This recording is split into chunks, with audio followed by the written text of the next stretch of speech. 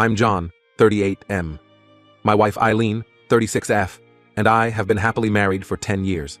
We've always been clear about not wanting kids. Instead, we dedicate our time to our passion project, a small animal shelter we run together. To give you some context, I was adopted when I was 4 years old. My birth mom, Linda, was a drug addict who couldn't take care of me. I never knew my birth father. The memories I have of my early years are hazy, but I remember feeling scared and alone a lot. Child services got involved when a neighbor found me wandering the streets alone, looking for food. I spent a few months in foster care before I was adopted by the Thompsons, the most amazing people I've ever known. Growing up with the Thompsons was like night and day compared to my early years. They showered me with love, stability, and opportunities I never would have had otherwise. They were always open about my adoption and supported me when I had questions, but I never felt a strong desire to connect with my biological family. The Thompsons were my real family in every way that mattered. I excelled in school, played sports, and had a pretty normal childhood. When I was 16, I started volunteering at a local animal shelter. That's where I discovered my passion for animal rescue. The shelter manager, old Mr. Johnson, became a mentor to me. He taught me everything about animal care and the challenges of running a shelter. I spent every free moment there, finding peace and purpose among the animals that needed help. After high school, I went to college to study veterinary medicine.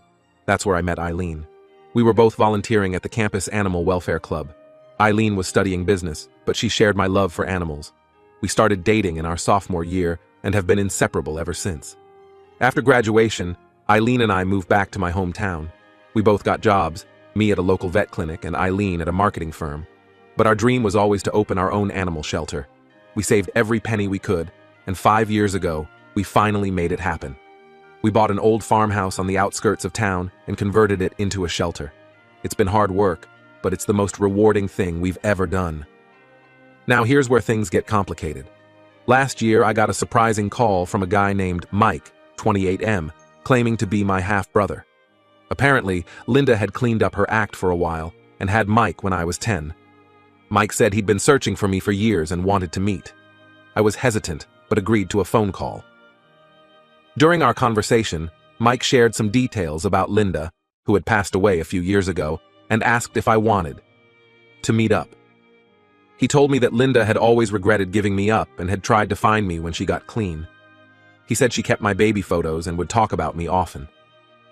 This information stirred up a lot of emotions I thought I'd dealt with long ago. Part of me was curious about Linda's life after me, but a larger part was afraid of opening old wounds.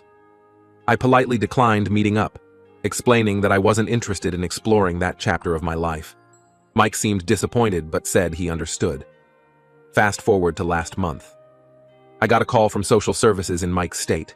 They informed me that Mike and his wife had died in a house fire, leaving behind their 6-year-old daughter, Emily.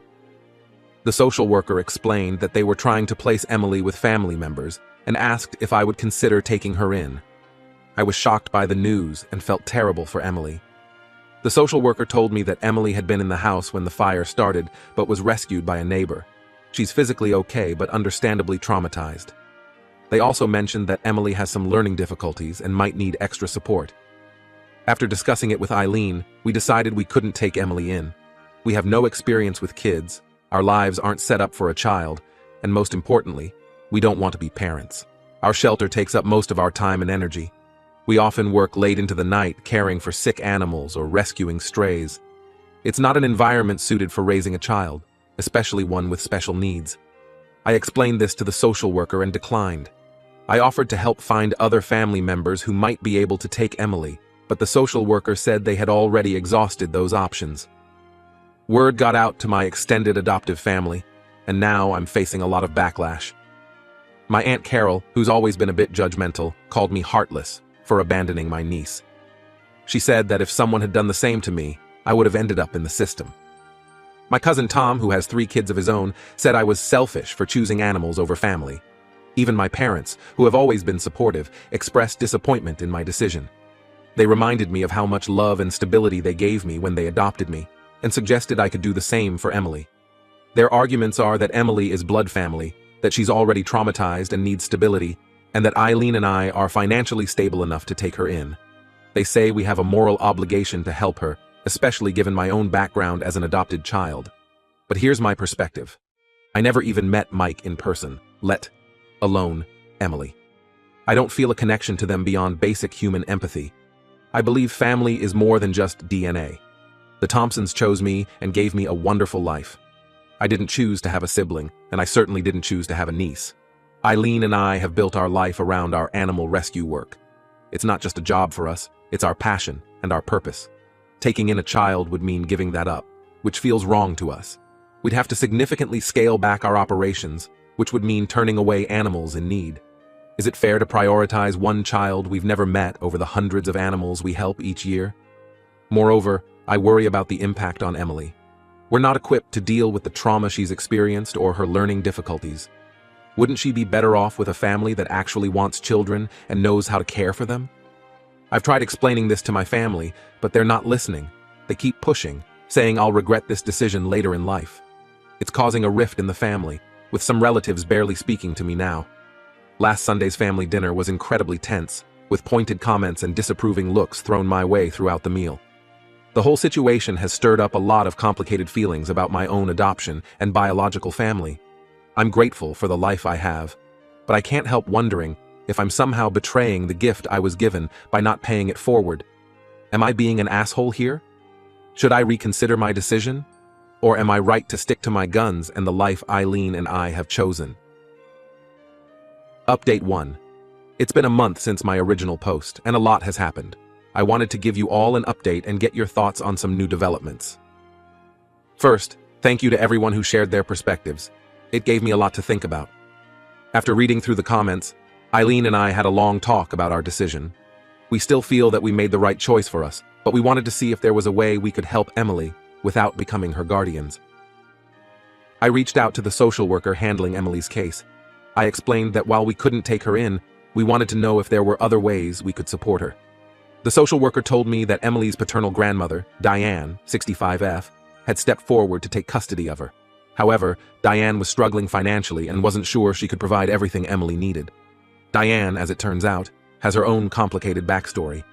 She raised Mike as a single mother after his father abandoned them when Mike was just a baby. She worked 2 jobs to make ends meet, which meant Mike often had to fend for himself. This might explain why he was so eager to connect with me. He was looking for the family he never really had.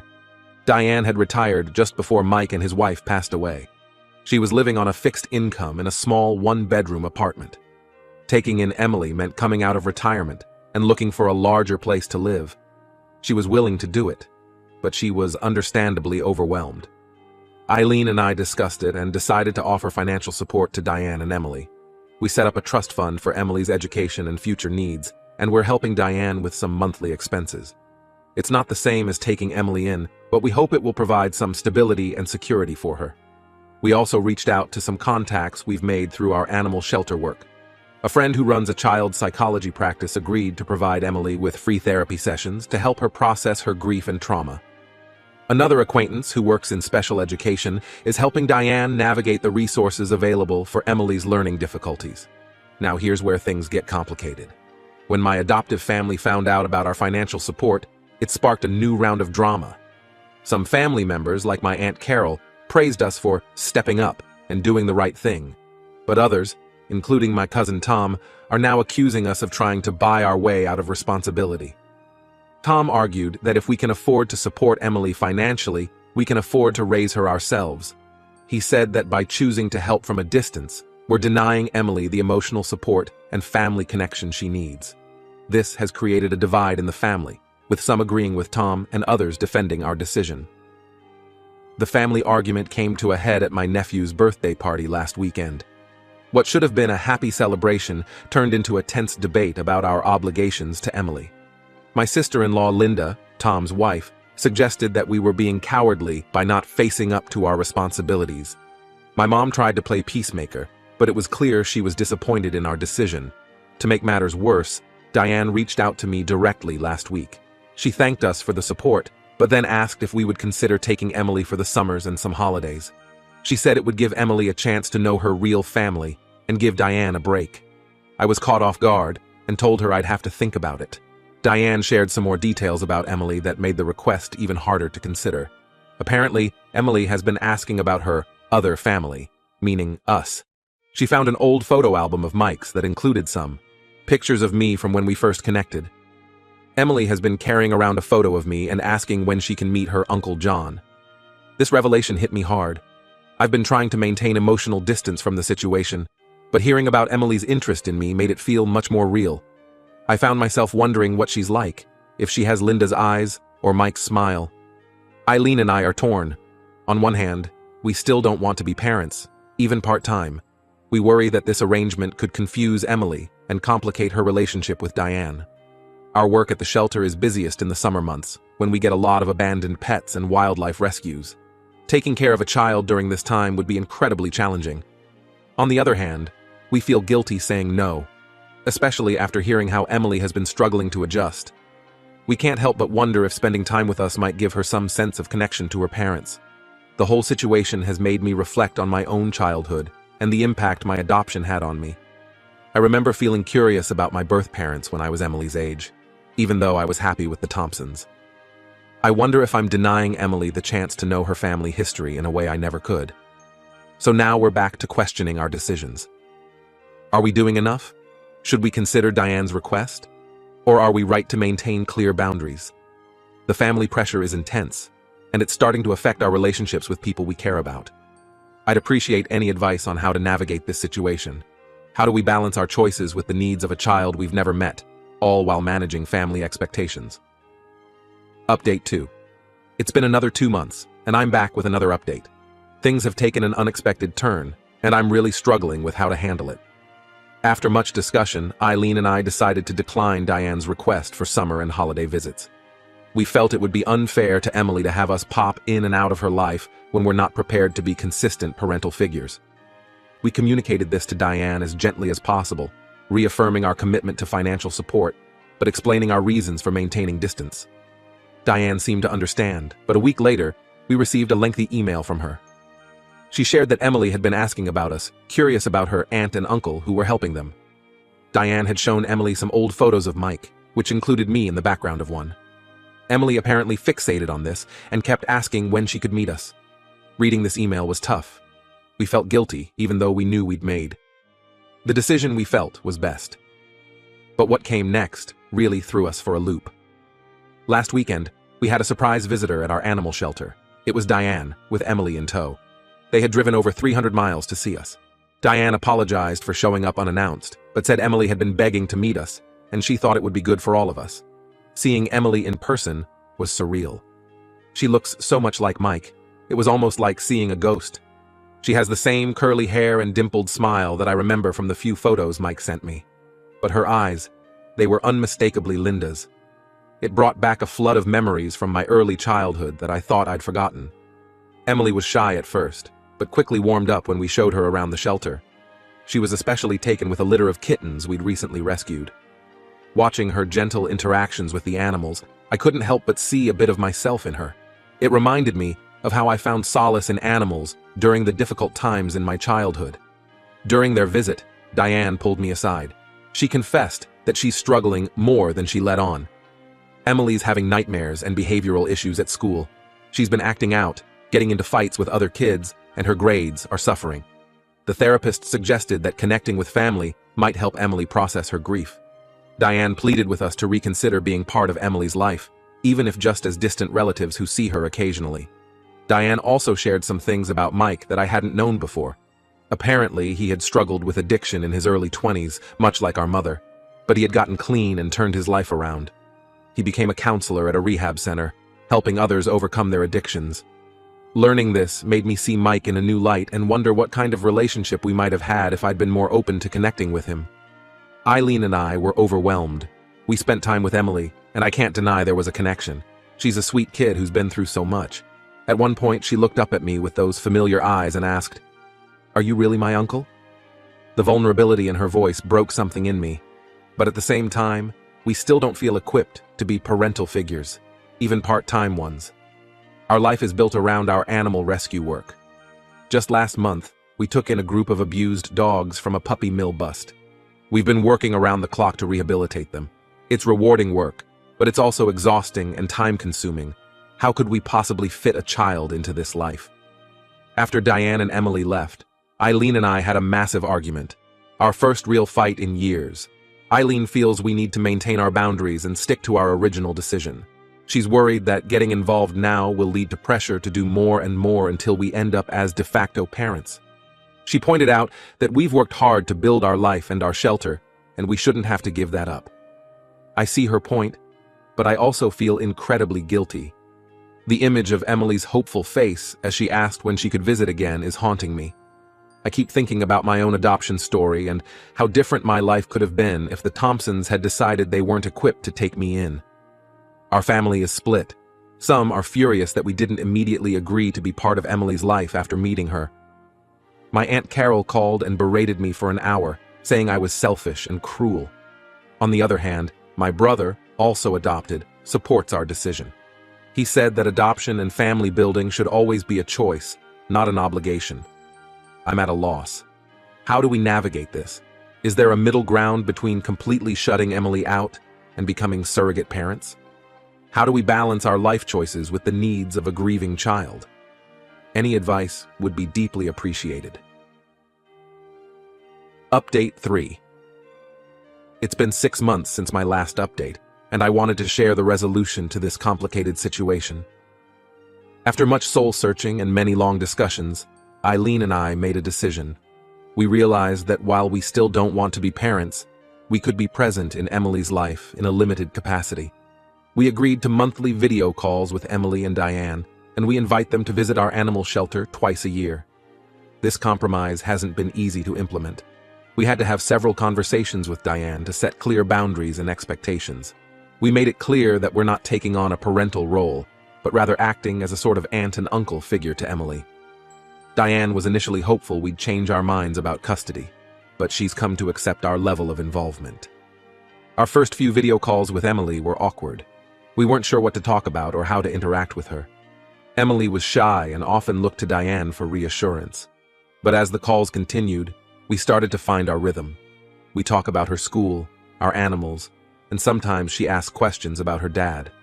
We're careful to maintain appropriate boundaries, positioning ourselves as friendly aunt and uncle figures rather than parental replacements. Emily visited the shelter for the first time 3 months ago. It was bittersweet seeing how much she'd grown since our initial meeting. She spent hours helping us with the animals, and it was clear how much joy it brought her. She was particularly drawn to a 3-legged dog we had recently rescued. Watching her patiently coax the scared animal out of its shell was both heartwarming and painful. It reminded me so much of myself at her age. Before leaving, she hugged us tightly and said she was glad to have us in her life. That moment stirred up a lot of complicated emotions for me. On one hand, it felt good to know we were making a positive impact on her life. On the other hand, it made me question whether we should be doing more. This experience has changed us in ways we didn't expect. While we're still committed to our child-free lifestyle, we've gained a new perspective on family and responsibility. It's made us reflect on our own definitions of family and the obligations we have to others. Our relationship with our extended family is still strained. Some family members think we should be doing more, while others respect the boundaries we've set. Family gatherings can still be tense, with undercurrents of judgment and disappointment. But we're working on rebuilding those relationships, one conversation at a time. Diane has been sending us updates on Emily's progress. Her nightmares have become less frequent, and she's doing better in school. The therapist believes that having some connection to her biological family has helped Emily process her grief. While it's gratifying to know we've helped, it also brings up feelings of guilt about whether we could or should be doing more. Our animal rescue work continues to be our primary focus. We recently took in a group of cats from a hoarding situation, which has kept us busier than ever. Balancing this work with our commitment to Emily isn't always easy, but we're doing our best to make it work. As for Eileen and me, this situation has brought up some challenging conversations about our future. We're still on the same page about not wanting children of our own, but we've started to discuss what other forms of family and community involvement might look like for us as we get older. We're taking it one day at a time, always reassessing to ensure we're doing what's best for Emily while also staying true to ourselves. It's not perfect, and there are still moments of doubt and guilt. But for now, this compromise feels like the right balance for everyone involved. I'm not sure what the future holds for our relationship with Emily. Will she want more involvement from us as she gets older? Will we regret not taking a more active role in her life? These are questions that keep me up at night sometimes. But for now, we're doing the best we can with the decisions we've made.